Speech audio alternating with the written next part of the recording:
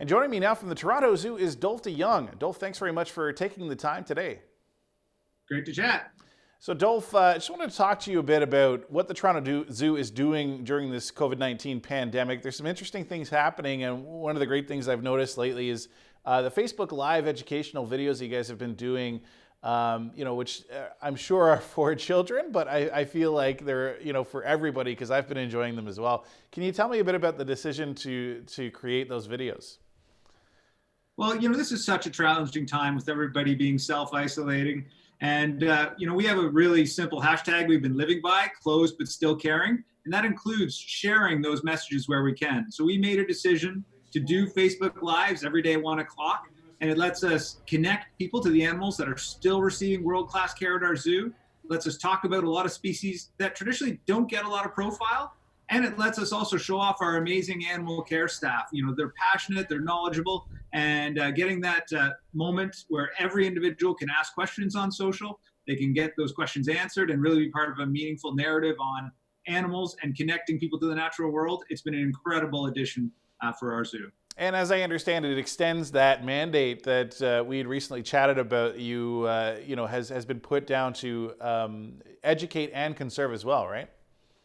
Yeah, our mission, and we just updated this early in 2020, is to connect people, animals, and conservation science to fight extinction. We really believe passionately in connecting people to these animals, to the natural world, to the challenges these animals are facing in the natural world, and the day-to-day behaviors that everyone could consider adopting to reduce their impact on those wild counterparts. So, Dolf, tell me about the operations at the zoo right now. I did see in one of these live videos that the zookeepers are saying, the animals, they like having people around. So there are other ways of engaging the animals right now. What are the keepers doing?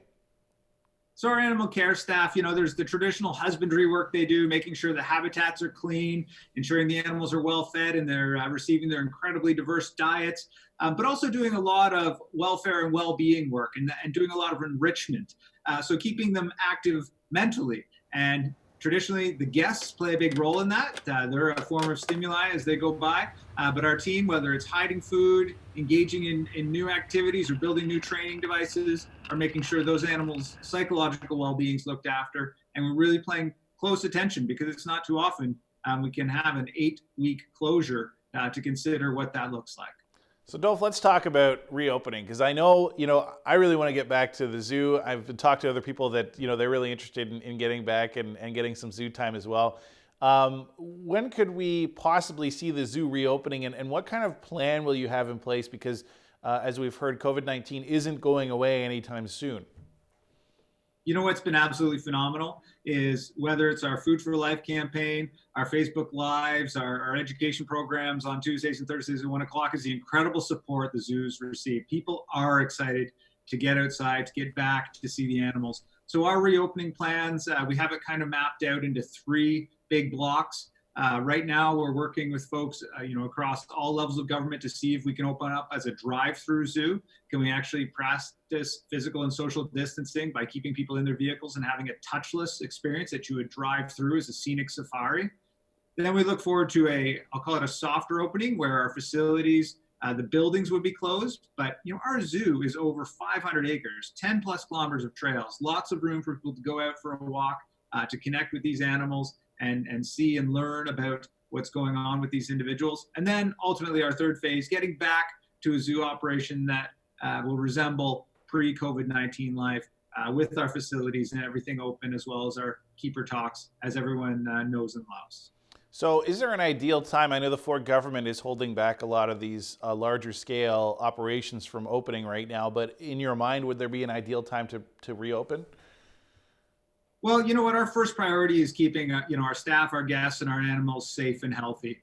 So we're going to follow the lead of the medical officers of health, and we're going to make sure we look after the well-being of all those individuals. They're precious, and we're going to make sure we do this right.